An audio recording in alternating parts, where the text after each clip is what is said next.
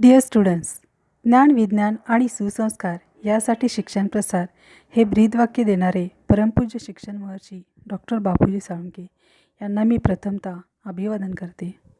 Myself professor sir Jyoti एलाइज Manisha Sanjay Patil from Swami Ramanand Bharati Vidya Mandir and junior college, Tasgaon. Through this video, we are going to see Unit 2.3, the Inchcape Rock. In that, figures of speech. There are so many figures of speech in this poem because this poem is large one with 17 stanzas with 4 lines each, and so total 68 lines are there in this poem. And regarding that, there are many poetic devices or figures of speech used by the poet Robert Southey. Let's see some of them. You are knowing means alliteration, where sound repeats, repetition, where words repeat, inversion, where the word order is not proper and we have to change the word order. Next is personification, where the human quality is introduced to the non-living things. And still there are many.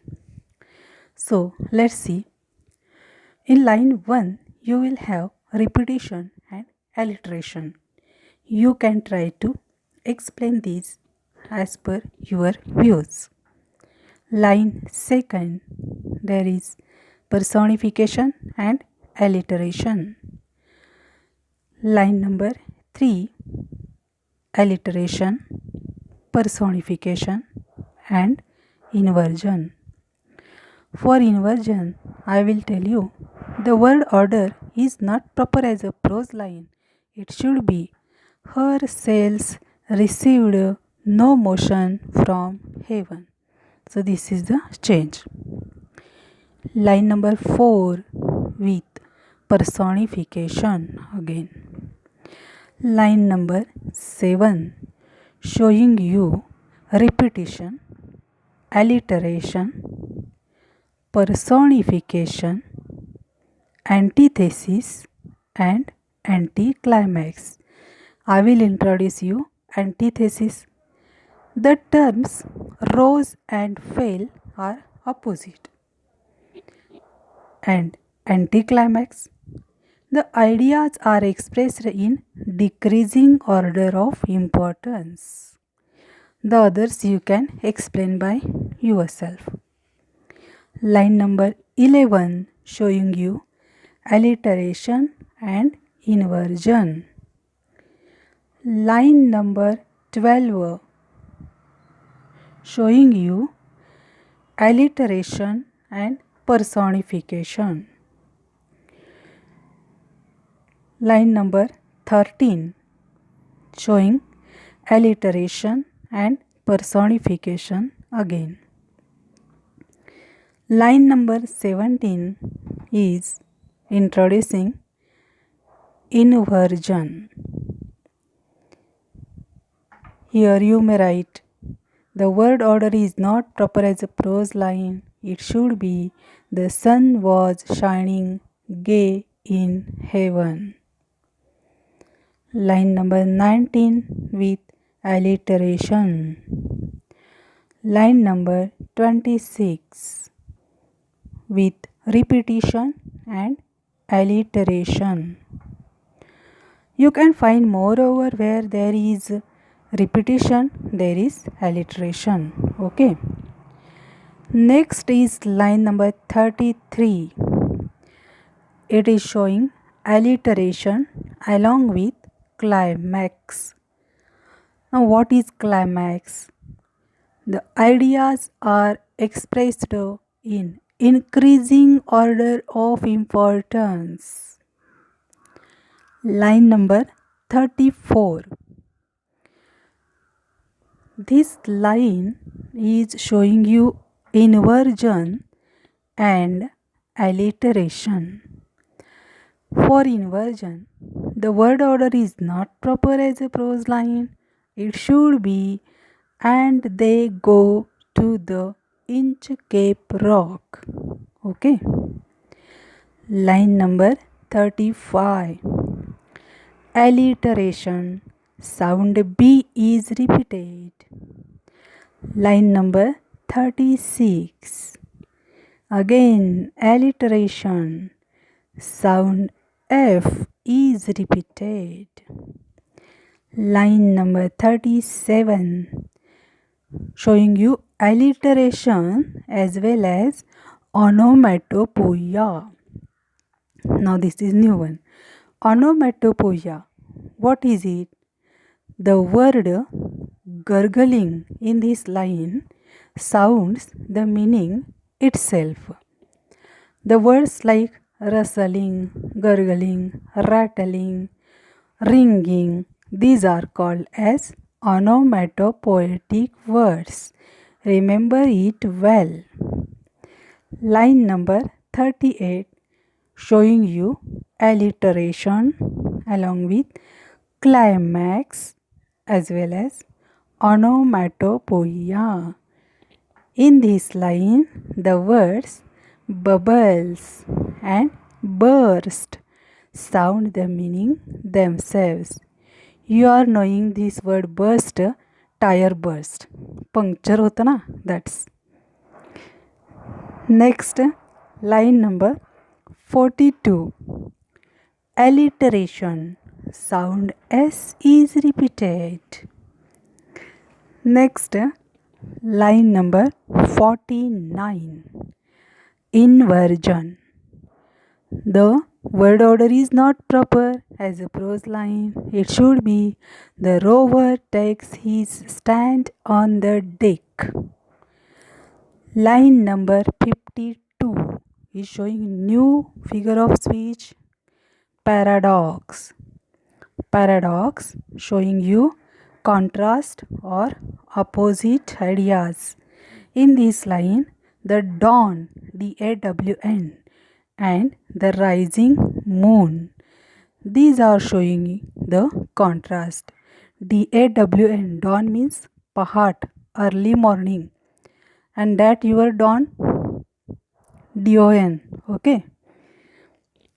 Next, line number 53. Interrogation, again new figure of speech. Interrogation, in this line you are finding at the last there is question mark is given, isn't it?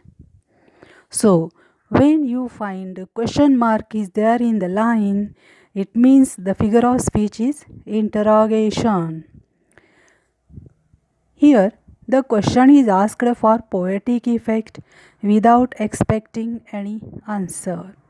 We had already well known with interrogation from our poem 2.4. Line number 54 showing you alliteration sound as repeated. Line number 55 with inversion, word order is not proper. It should be I cannot tell where we are now. Line number 59. Alliteration, personification and transferred epithet. Let's see.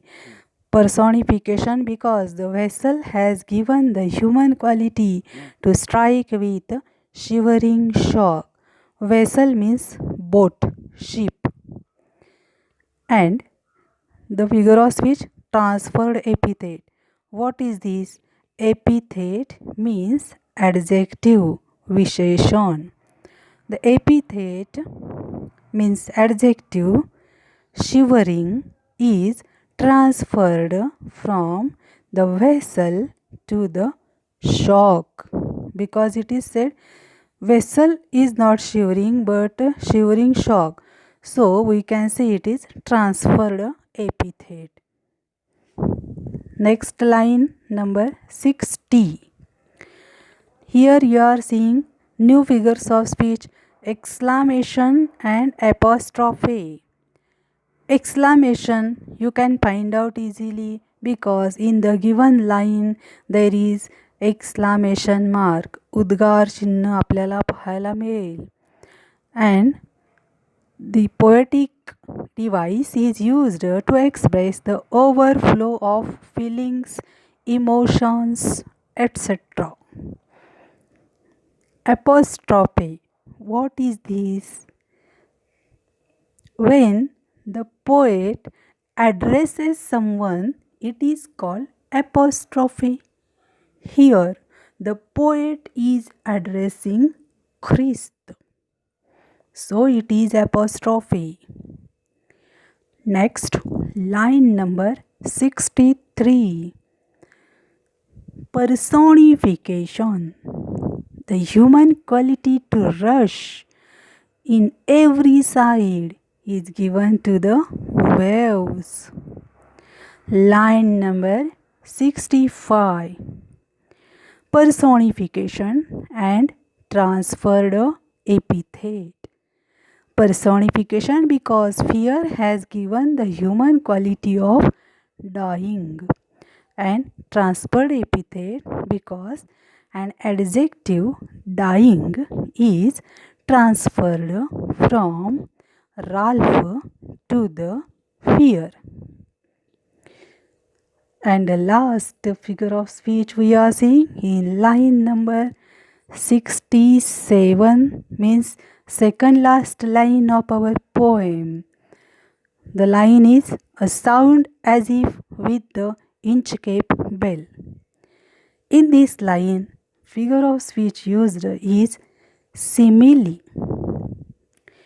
The sound is compared with the sound of the Inchcape bell by using as if. So students, in all we have seen all these lines and the figures of speech mentioned here.